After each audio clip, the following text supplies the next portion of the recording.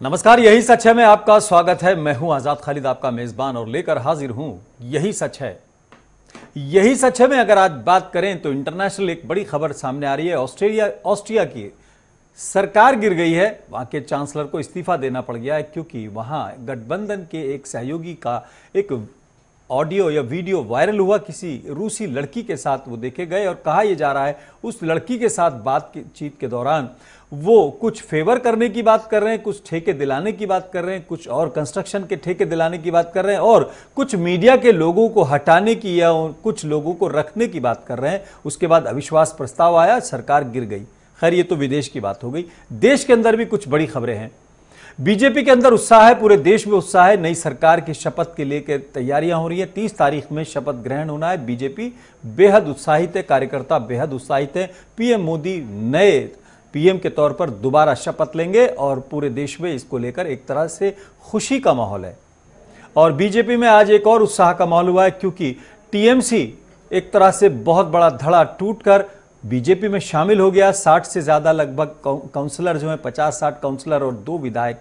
हालांकि विधायक 3 थे, एक चूंकि कम्युनिस्ट थे, लेकिन 2 जो है टीएमसी के विधायक हैं वो टूटकर बीजेपी में आ गए। यानी एक गिफ्ट के तौर पर बीजेपी को एक और चीज मिल गई। हालांकि इसको टीएमसी के लिए सदमे की बात की जा सकती है, लेकिन दूसरा अगर खुशी की बात है तो कांग्रेस में संकट चल रहा है। कांग्रेस के अंदर एक तो राहुल गांधी का इस्तीफे को लेकर बड़ी परेशानी हो रही कि उन्होंने इस्तीफा किसको दिया, किसने रिजेक्ट किया, फिर दोबारा कैसे हो रही है, ये संकट है। लेकिन दूसरा संकट ये भी कि कर्नाटक और मध्य प्रदेश की सरकारों पर भी कहीं ना कहीं ये डर है कहीं ये गिर ना जाए। तो ये तो हो गए बड़े संकट। हालांकि ममता दीदी ने एक बार फिर साबित कर दिया है। वो 2 लाइनें मैं कहना चाहूंगा कि मेरे बारे में कोई राय कायम न करना, मेरे हालात बदलेंगे तो तुम्हारी राय बदल जाएगी। ये कहती थी टीएमसी की जो अध्यक्ष हैं ममता बनर्जी के मैं मोदी को पीएम नहीं मानती, पीएम मोदी को मैं पीएम नहीं मानती, लेकिन अब वो 30 तारीख में शपथ ग्रहण में आने को तैयार हो गई हैं। ये भी एक तरह से बड़ा डेवलपमेंट कहा जा सकता है। लेकिन हम छोटी छोटी बात करेंगे, बड़ी बातें आज हम नहीं करेंगे, हम छोटी बात करेंगे। बाराबंकी के अंदर एक छोटी सी घटना हुई है। शराब, अवैध शराब के पीने से और शराब के कहर से 14 लोगों की मौत हो गई है। 14 घरों के चिराग बुझ गए हैं। 4 लोग तो ऐसे थे जो एक ही परिवार के थे। उस परिवार में तो कंधा देने वाला भी कोई शख्स नहीं बचा, ऐसी खबरें आ रही हैं।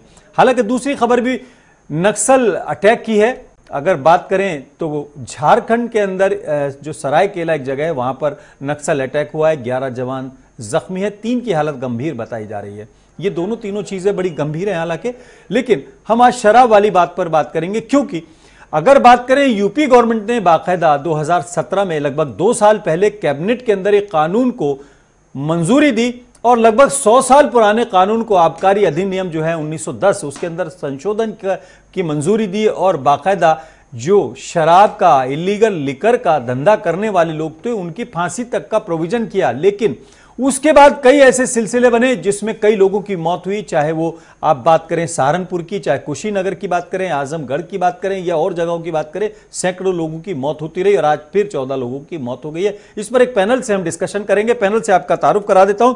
अनिल गोयल जी हमारे साथ मौजूद हैं, बीजेपी की तरफ से अपनी बात रखेंगे। बहुत बहुत स्वागत है अनिल गोयल जी का दिल्ली स्टूडियो में। हमारे साथ अहमद खान साहब मौजूद हैं, कांग्रेस की तरफ से अपनी बात रखेंगे। हमारे साथ लाइव जुड़े हुए हैं अहमद खान साहब का बहुत बहुत स्वागत है। नीरज राय साहब हमारे साथ जुड़े हुए हैं, टीएमसी की तरफ से अपनी बात रखेंगे। लखनऊ से सीधे जुड़े हुए हैं रोहित अग्रवाल साहब हमारे साथ जुड़े हुए हैं। हालांकि ये प्रेसिडेंट हैं यूपी शराबबंदी संघर्ष समिति के, लेकिन आरएलडी से भी शायद संबंध इनका बताया जाता है। लेकिन मेन मेरा जो आज इनसे सवाल करने का मकसद रहेगा, यूपी शराबबंदी संघर्ष समिति के अध्यक्ष हैं, उसके तौर पर मैं इनको आज मदऊ कर रहा हूं, इनवाइट कर रहा हूं। सभी का बहुत बहुत स्वागत है।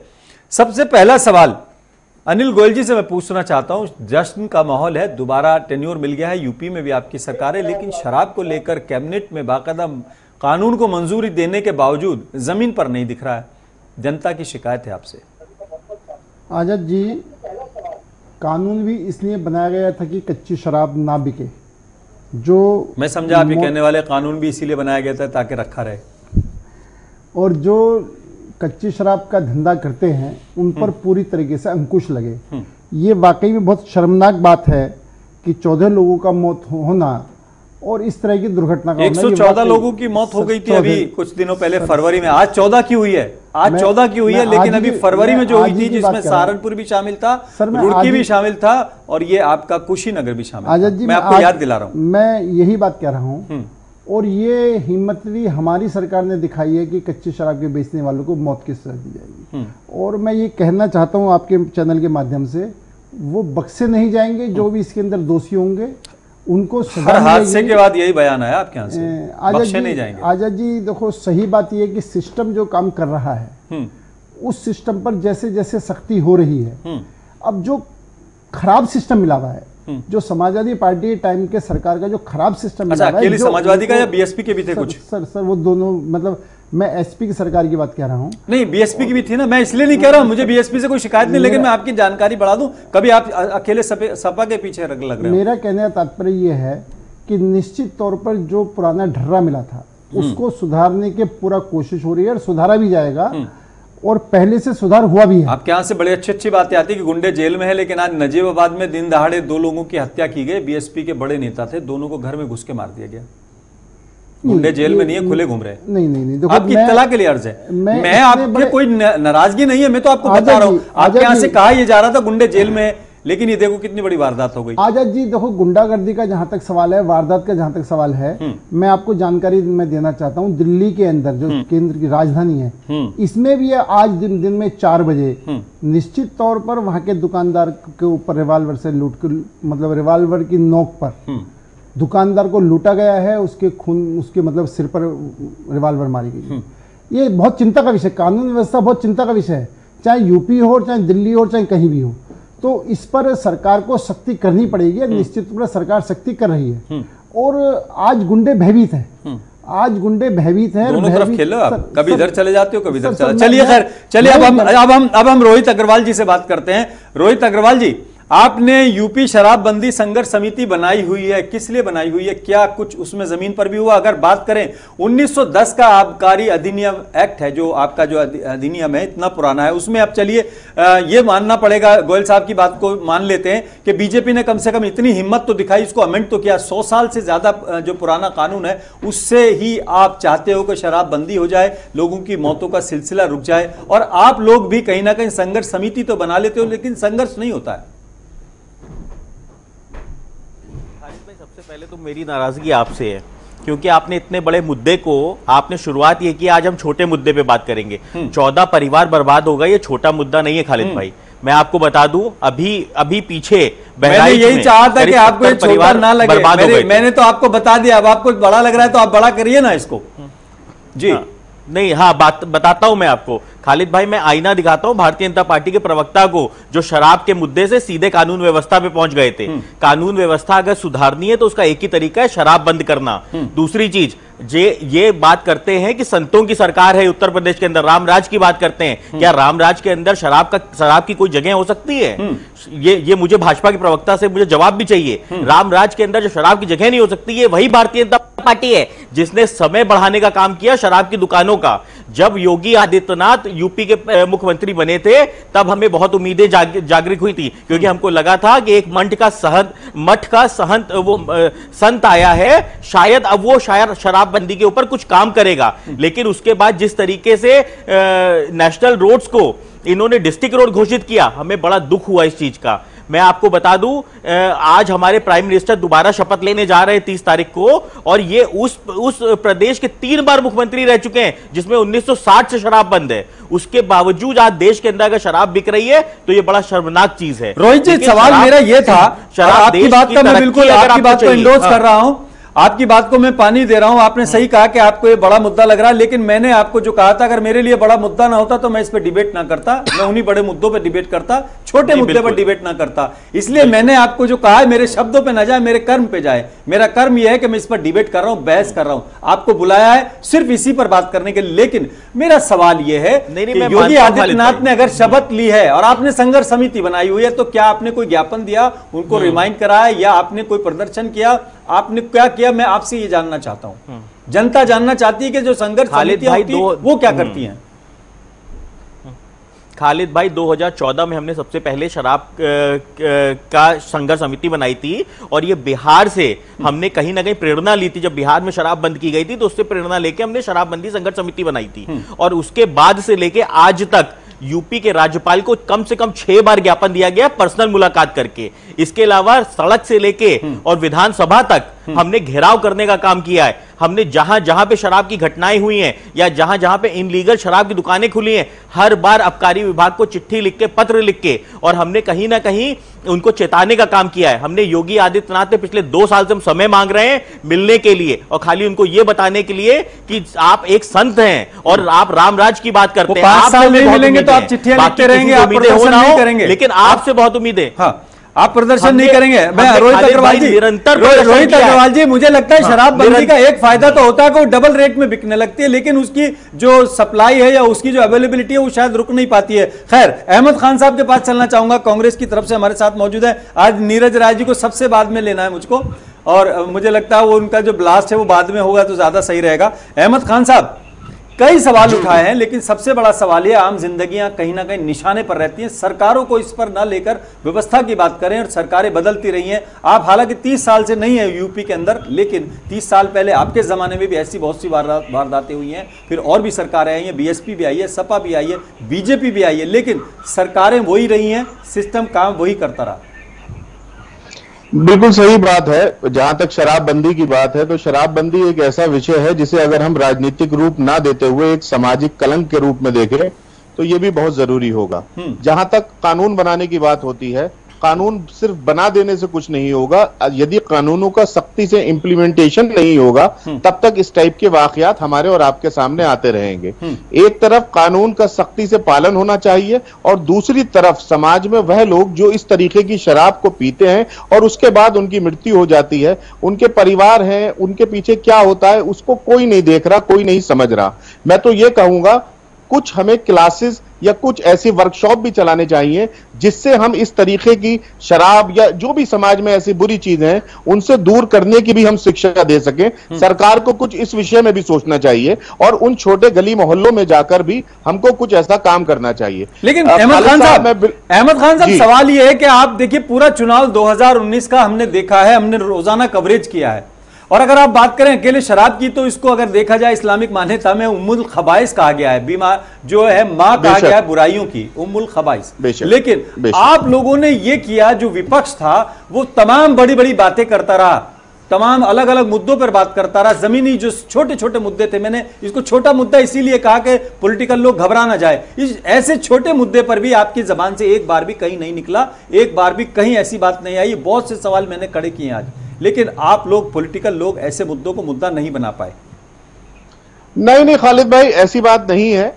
मैंने आपसे पहले ही कहा, एक शराब एक ऐसी चीज है जो राजनीतिक मुद्दे से ज्यादा एक सामाजिक अभिशाप है। मैं इसको एक सामाजिक अभिशाप के रूप में देखता हूं, और यदि इसमें सिर्फ और सिर्फ नेता चाहे किसी भी पार्टी के हों वो कुछ नहीं कर सकते, इसमें समाज को भी आगे आना पड़ेगा जिस समाज का हम हिस्सा हैं।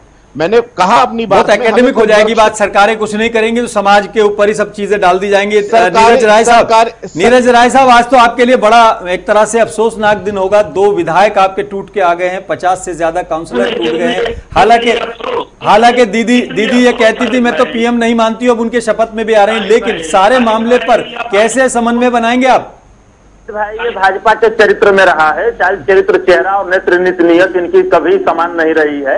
इस पर कोई अफसोस नहीं है। जहां भी जाते हैं वहां पर तो इसे कौतूहल वाले विषय आते ही रहते हैं, तो इससे न हम बहुत परेशान है, न दीदी बहुत परेशान है। सत्ता लोलुप लोगों की चीजें हैं, या इसको आप बहुत मत करिए, क्योंकि दीदी ही है जो मोदी जी और अमित शाह जी को घुटने टेकने पे मजबूर कर दी कि पूरा भारत सरकार को लगा दिया सिर्फ बंगाल में।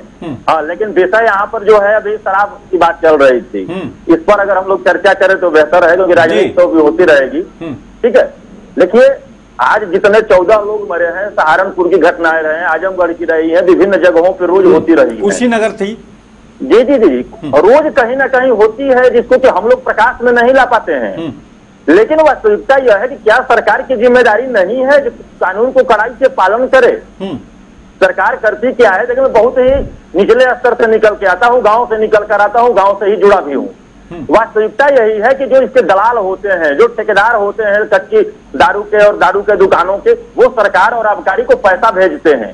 इससे इनका राजस्व जनरेट हो या न हो, लेकिन वहां जो अधिकारी पहले से मौजूद है उसके परिवार का राजस्व जरूर बढ़ता है। तो मैं इस पर सरासर गलती भारतीय जनता पार्टी नित्य जो योगी जी की सरकार है उसको देता हूं। जो आप 2017 में कानून बनाए हैं, उस कानून का अक्षरशः पालन क्यों नहीं करते हैं? दूसरों के ऊपर तो अंगुली उठाते रहते हैं, अपने में झांकना बंद कर देते हैं। अरे अपने में झांकिए, दूसरों के गिरेबान में झांकने से बेहतर है कि अपने में झांकिए।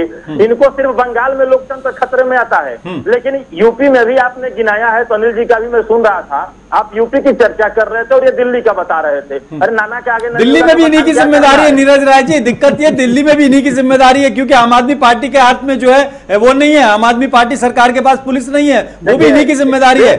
लेकिन यह भूल गए थे, लेकिन हम लोगों की कहावत कही जाती है कि नाना के आगे ननियोरा का बखान नहीं किया जाना चाहिए। इनको जानते हैं लोकतंत्र कहाँ खतरे में आता है? सिर्फ बंगाल में आता है। लेकिन अमेठी में भाजपा का कार्यकर्ता मार दिया जाता है, सुरेंद्र सिंह, और एक गाजीपुर में जिला पंचायत सदस्य यादव मार दिया जाता है। तो यहाँ पर लोकतंत्र डेवलप है।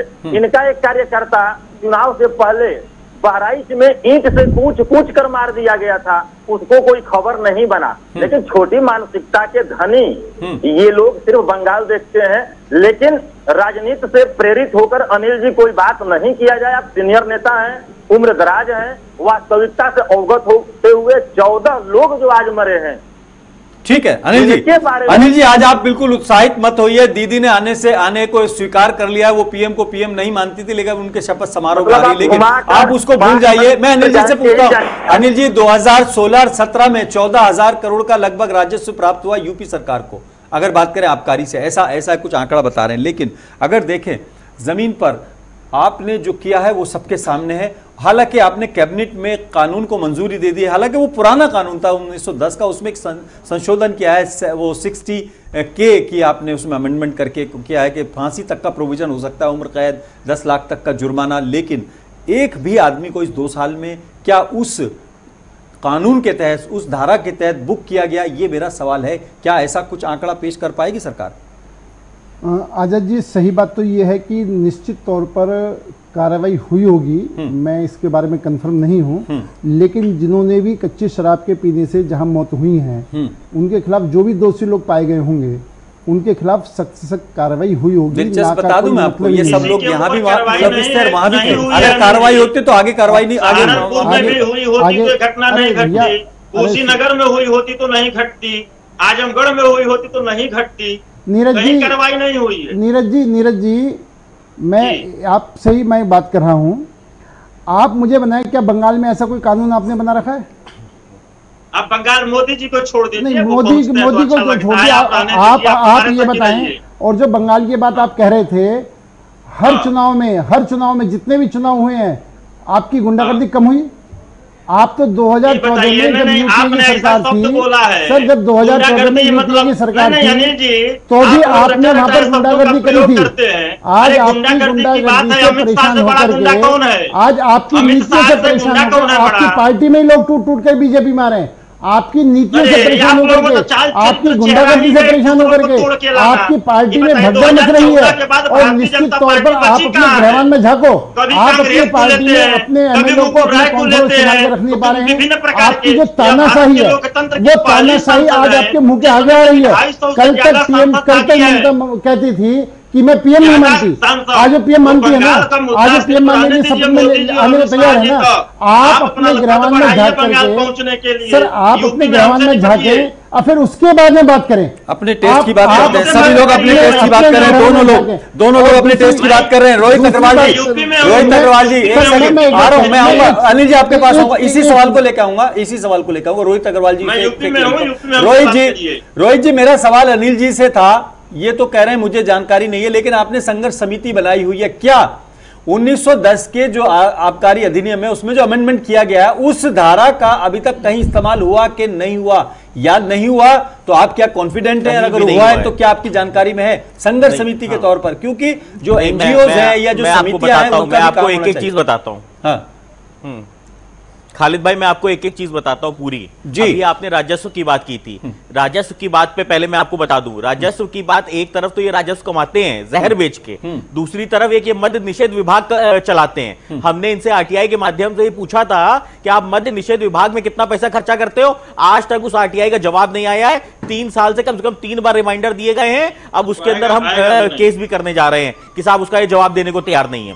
तो 3 साल आपको नहीं लगाने चाहिए थे, पहले महीने में नहीं आता, आपको पहले अपील करनी चाहिए थी, दूसरी अपील करते आप चले जाते चीफ। अरे ज्ञान मत दीजिए, ज्ञान मत दीजिए, आपको कोई जानकारी तो है नहीं, अब ज्ञान मत दीजिए अनिल जी यहाँ बैठ के। अनिल जी नहीं बोल रहे हैं, मैं बोल रहा हूँ यहाँ बैठ के ज्ञान मत अनिल जी नहीं बोल रहा हूँ, मैं बोल रहा हूँ आरटीआई के बारे में। मैं आपको जो बता रहा हूँ, मैं आपको प्रोविजन बता रहा हूँ, गुस्से मत होइए, मैं आपको प्रोविजन बता रहा हूँ।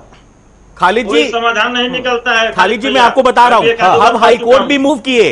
यहां पे उत्तर प्रदेश के अंदर स्थिति ये है, उत्तर प्रदेश के अंदर स्थिति ये है कि स्कूलों के सामने शराब की दुकानें खुली हुई हैं, मंदिरों के सामने शराब की दुकानें खुली हुई हैं, मस्जिदों के सामने शराब की दुकानें खुली हुई हैं। हम उसके लिए हाई कोर्ट भी मूव किए। हाई कोर्ट ने एक ऑर्डर पास किया कि जब 2018-19 की आबकारी नीति बनेगी तब शराबबंदी संघर्ष समिति को आप उसमें पार्ट बनाएंगे, हिस्सा बनाएंगे। इन्होंने जब आबकारी नीति बनाई तो हमारा नाम लिखा खाली उसके अंदर, और हमसे चर्चा करने तक की इन्होंने जरूरत नहीं समझी।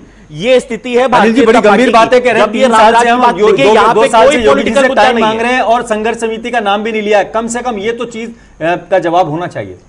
नहीं, अग्रवाल साहब को टाइम दिला देंगे, इनको और हम 6 बार गवर्नर साहब के माध्यम से हमने 6 बार कम से कम योगी जी को हमने ज्ञापन भिजवाया है। मैं इस विषय पर कुछ नहीं कहूंगा, लेकिन मैं आपके मंच के माध्यम से कहना चाहता हूं कि रोहित अग्रवाल जी, आप जब चाहें आप तय कर लें, आपको सीएम साहब के साथ मिलवा देंगे, बात हो जाएगी और आप अपना विषय रखना। आज तक हुई नहीं हुई मुझे इससे कोई मतलब नहीं है। अरे आप कल सुबह मिलवा दीजिए, रोहित जी कल सुबह मेरे साथ चलिए बाराबंकी, उन परिवारों का दर्द देखिए। विश्वास दिलाता हूं कि आप जहां भी चाहें, लखनऊ चाहे लखनऊ में, दिल्ली में चाहे दिल्ली में, आपकी मुलाकात कराएंगे। आप अपना समय, आप अपना कीमती समय निकालो। मुलाकात की इनकी शिकायत है कि कोर्ट के आदेश के बावजूद संघर्ष समिति का नाम समिति में नहीं आप अपनी डिबेट पे आप मुझे मिलवाने की बात कर रहे हैं तो अपनी बात वहां पर मानिए। अब क्या एक तरफ की बात सुनने से, सुनिए, एक तरफ की बात सुनकर, अरे अब मेरी भी तो सुन लीजिए अनिल जी, अगर सुनने की सहनशक्ति हो तो। अगर माननीय राज्यपाल ने समय लेके मुलाकात की और राज्यपाल जी ने चिट्ठी लिखी माननीय मुख्यमंत्री को, क्या करें, उसके बावजूद समय नहीं मिला है। अनिल जी सुन लेते हैं एक बार, रोहित जी की बात सुन लेते हैं। जी रोहित अग्रवाल। अनिल जी 6 बार, पिछले 2 साल में 6 बार माननीय राज्यपाल जी ने हमें समय दिया, हमने अपनी बात रखी। उन्होंने माननीय योगी जी को भी लिखी चिट्ठी जिसकी कॉपी प्रतिलिपि हमारी संस्था को भेजी और उसके अंदर उन्होंने कहा कि आप शराबबंदी संघर्ष समिति ने जो पॉइंट्स दिए हैं आप उनको कम से कम आबकारी नीति में डालिए। मैं आपको सीधी उसके बावजूद हमें समय नहीं मिला। आप तो हमें बात कर रहे हैं कि मैं आपको तुरंत मिलवाता हूं, जब माननीय राज्यपाल के कहने पर नहीं मिल रहे हैं तो आपके कहने पर क्या मिलेंगे। दूसरी चीज मैं आपको बता दूं आपको अनिल जी, आपके ज्ञान के लिए, प्रधानमंत्री नरेंद्र मोदी दूसरी बार प्रधानमंत्री की शपथ लेने जा रहे हैं और 3 बार मुख्यमंत्री रहे हैं उस मॉडल प्रदेश के जिसमें 1960 से शराब बंद है। आप किस रेवेन्यू की बात करते हैं? 1960 से अगर गुजरात में शराब बंद है, आज आप पूरे देश में अगर चुनाव जीते हैं तो उसके मॉडल को दिखा के जीते हैं। इसका मतलब अगर शराब बंद होती है तो कहीं ना कहीं प्रदेश की स्थिति सुधरती है। दूसरी चीज, मेरी मुलाकात माननीय बिहार के मुख्यमंत्री जी से हुई और नीतीश कुमार जी से। उन्होंने हमें आश्वासन दिया कि हम उत्तर प्रदेश में आएंगे, आपके संघर्ष में आपका साथ देंगे, और उन्होंने हमें बताया कि किस तरीके से बिहार की स्थिति सुधरना शुरू हो गई है शराब बंद करने की बात। और आप बात, लेकिन रोहित जी बिहार में तो डबल रेट में बिक रही है शराब, ये भी लोगों का परिवार बर्बाद करके आप। रोहित जी दोबारा पूछेगा। आपने अभी तक जो भी कार्रवाई करी है, अभी एक साथी बराबर बैठे, नहीं मिलेंगे भाई, अगर ये निराशा आपके मन में है, नहीं मिलना है तो कम से कम मिलने की बात मत कहो, मिलना है तो मिलवाएंगे और आपकी बात को रखेंगे। दूसरा, मैं आप जो शराब के आप जो कह रहे हो कि पूरे हिंदुस्तान में बंद होनी चाहिए, उसमें कहीं ना कहीं स्टेट का भी हिस्सा होता है, स्टेट की भी जवाबदेही होती है। क्या मध्य प्रदेश, क्या राजस्थान, क्या छत्तीसगढ़, क्या बंगाल? देखिए आपने भी क्या मध्य प्रदेश छत्तीसगढ़ तो 4 ही ये मुद्दा नहीं है कि कहां 15 साल तो सरकार है, 15 साल तो सर आज बात आज हाथ जोड़ के विनती कर रहा हूं, मत दीजिए। मौत का प्रबंधन रखा है क्या? इन्होंने वहां शराबबंदी बंद करी? नहीं अनिल गोयल, 15 साल तो मध्य प्रदेश छत्तीसगढ़ आप ये पॉलिटिकल मुद्दा नहीं है, और स्टेट सरकार मिलकर के काम करेगी। आप एक सामाजिक मुद्दा है जो कि आपके घर में भी अहमद खान जंगेश्वर और मध्य प्रदेश आपकी सरकार है, क्या शराबबंदी होगी? और निश्चित तौर पर शराब जो है, अब मैं दिल्ली के अंदर भी कर रहा हूँ, आज दिल्ली में भी गुंडागर्दी शराब की नहीं सर, दिल्ली के अंदर भी शराबबंदी लागू होनी चाहिए, दिल्ली में भी शराबबंदी लागू होनी चाहिए। मैं रोहित जी आपके बिल्कुल आपके साथ हूं, सुनिए पूरे देश में शराबबंदी लागू होनी चाहिए। और इसके अंदर जो अभी थोड़े से पहले बहिष्कार